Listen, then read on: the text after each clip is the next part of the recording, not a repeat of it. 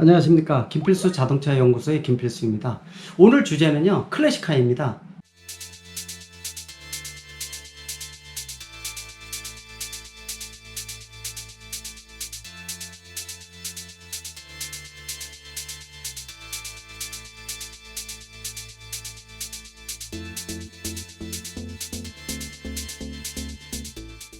여러분들 이 클래식카 하게 되면은 국내에서는 클래식카 시장이라든지 문화가 태동이 안 돼 있다 보니까 이게 무슨 얘기지 하고 궁금해 하실 수가 있습니다.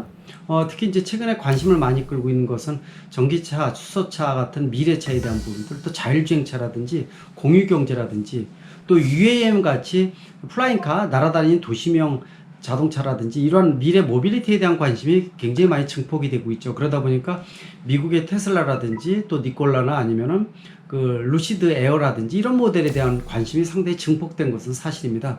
이것에 반해서 클래식카는 과거의 차다 이렇게 볼 수가 있죠. 근데 클래식카가 중요한 이유가 있습니다.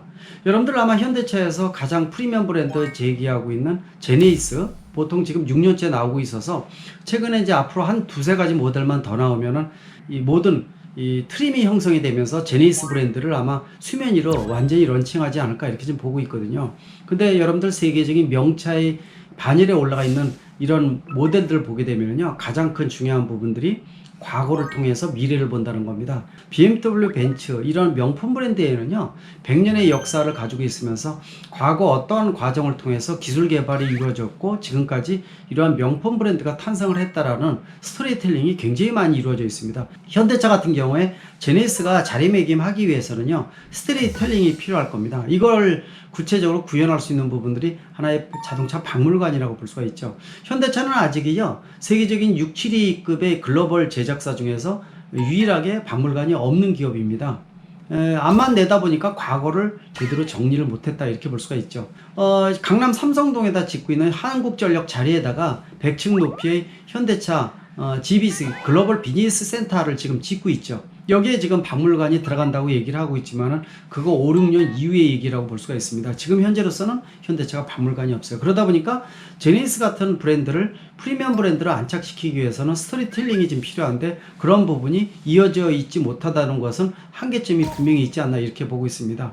국내에서는 여러분들 아시겠지만은 클래식카에 대한 정의부터 먼저 내려야 될 것 같아요. 이 비슷한 용어 중에 한 가지가 올드카라고 있습니다. 올드카 이름말 맞다나 오래된 차다 이런 뜻만 가지고 있습니다. 보통 우리가 20년 이상 된 것은 올드카라는 명칭을 붙일 수가 있습니다. 근데 클래식카는요 이런 오래된 차에다가 여기다가 역사적 의미를 부여한다든지 희소 가치가 있다든지 또는 이 다른 일반 대중화된 모델과 차별화되는 특화된 특수한 이런 특성을 많이 가미를 하고 있는 이런 차가 클래식카라고 보시면 될 것 같아요. 아마 독일 4사가 차지를 하고 있는 세계적 위상 여러분들 알 겁니다. BMW, 벤츠, 폭스바겐, 아우디에 대한 거. 특히 폭스바겐은 이 모든 브랜드를 10개 이상 가지고 있어서 웬만한 프리미엄 차들은 이 폭스바겐 소속에 소속돼 있다는 거 여러분들 다 아실 겁니다. 아우디도 폭스바겐 그룹에 소속돼 있죠. 이렇게 독일 같은 경우가 세계적인 자동차 산업이 떠오르고 있는 여러 가지 이유가 있지만 그 중에 가장 큰 포인트 중에 하나가 과거를 통해서 미래를 본다는 겁니다. 아마 독일이 클래식카에 대해서 복원 기술부터 시작을 해서 이 가장 먼저 시작된 차가 시작된 시작이 바로 독일이라고 보시면 될 정도로 세상의 자동차 중심이라고 볼 수가 있었죠. 이게 지금 세계적인 위력을 떨치고 있고 브랜드 이미지를 통해서 프리미엄 브랜드가 또 명품의 이미지가 극대화되어 있는 것은 바로 이러한 클래식카 이미지가 상당히 좀 넓혀 있고요. 독일 같은 경우에는요 클래식카에 관련된 조항이 별도로 이 규정이 만들어져 있습니다. 현재 국내 같은 경우에만 하더라도 클래식카를 정식으로 번호판을 붙이고 길거리에 못 나가는 이유가요. 이 강화된 우리나라의 이 배출가스 규제에 대해서 대처를 못하고 있기 때문에 번호를 붙일 수 없다는 것입니다. 그러나 독일 같은 경우에는요 마찬가지로 규제가 굉장히 강화되어 있죠. 그런데도 불구하고 길거리에 나갈 수 있는 이유는요 예외 조항의 규정이 따로 만들어져 있습니다. 클래식카 역사적 의미를 부여해주는 클래식카에는요 번호판 색깔이나 형태가 틀립니다. 그래서 이 번호판을 붙이고 나가면은요 길거리를 운행할 수 있다는 겁니다. 이게 왜 그러냐면요 여러분들 클래식카 하게 되면은 가치가 굉장히 높습니다. 우리가 말하는 엄밀히 얘기하면 움직이는 골동품이라고 볼 수가 있거든요. 근데 너무 부가가치가 높다 보니까 일반 우리가 집하고 직장 사이에 운행하는 일반 대중차 같이 운행하기는 불가능합니다. 클래식카는 굉장히 의미가 큽니다. 왜냐면은요, 보공기술 같은 경우에도 사람이 손으로 철판을 때려서 옛날 방식으로 만들어 붙여줘야지만 클래식카의 의미를 부여할 수가 있습니다. 다시 말하면요, 오래된 80년 된 클래식카에다가 부품이 녹슬어서 새로운 부품을 부착을 할 때 지금 현대적인 기술로 적용을 하면은 해당되는 부품 너무 쉽게 만들 수가 있습니다. 이런 부품을 붙이게 되면은요, 이 골동품의 의미가 사라진다고 볼 수가 있죠. 철판을 실질적으로 이 사람이 직접 두들겨서 철판을 만들고 부품들 그때의 방식으로 그대로 구현을 해줘야지만 그 가치를 인정해 준다는 것이죠.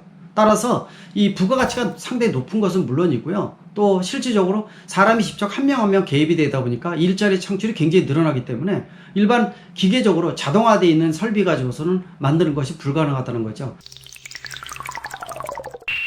저 같은 경우에도요, 지자체라든지 또 전국에 있는 이 전시관에 이 2대, 3대의 클래식카를 도입에 대해서 자문 좀 해달라고 그래서 굉장히 많이 관련을 합니다. 정부 관련도 많이 있고요. 또 서울 역사박물관 같은 데서 1988년에 사마란치 위원장이 실제로 탑승했던 그 코치 모델도 있습니다. 사마란치 코치라고 얘기를 하는데 이 모델도 지금 복원 중에 있거든요. 이런 부분들 자문을 해주고 있는데요. 상당히 문제점이 있어요. 전문가도 없고요. 또 보건 기술도 돼 있질 않고 또 사람은 말할 필요 없습니다. 또 관련 법규도 전혀 없어요. 그러다 보니까 국내에서 이 과거를 완전히 버리는 거 아니냐, 너무 미래지향적으로 자율차라든지 전기차만 올인하고 있다라는 부분들은 분명히 문제점이 있습니다. 현대차가 글로벌 브랜드로 도약을 하면서 상당히 많이 부가가치를 높이고 있고 최근에 주가도 상당히 올라가고 있죠. 상당히 긍정적으로 보고 있습니다. 그러나 과거를 통해서 조상이 없는 상태에서 미래만 본다라는 것은 상당히 문제점이 있다고 보고 있습니다. 가장 중요한 것은 거울이죠. 거울이 어떤 역할을 합니까? 과거를 보고 미래를 지향한다라는 측면. 특히 해외 선진 사례를 보게 되면 독일, 미국, 일본 클래식카 대단합니다. 전시회도 굉장히 크고요. 또 이 전시회를 통해서 산업 활성화는 물론이고요. 클래식카 문화가 형성이 되면서 나만의 클래식카, 심지어 필요하면은요, 나중에 클래식카 외부는 똑같고 안에는 전기차로 시스템을 바꿔서 과거와 미래를 공존하는 이러한 부분의 자동차 문화도 형성할 수 있을 것입니다. 국내에서는 아예 이런 부분이 없다는 것은 정부가 지금 각성을 해줘야 될 것이고요. 또 법규 마련도 필요하고 협회나 이런 걸 통해서 클래식카 형성을 통해서 좀 더 부가가치를 높이는 작업이 필요하지 않나 이렇게 보고 있습니다. 오늘 말씀드린 내용 중에서 과거를 통해서 미래를 본다. 또 미래에 대한 모빌리티에 대한 수단도 중요하지만은 클래식카를 통해서 동시에 산업과 문화를 융성하게 만들어주는 것, 이 부분이 대한민국 자동차 산업에서 상당히 좀 부족한 부분이 아닌가라는 측면에서 이런 부분의 발전을 촉구합니다. 감사합니다.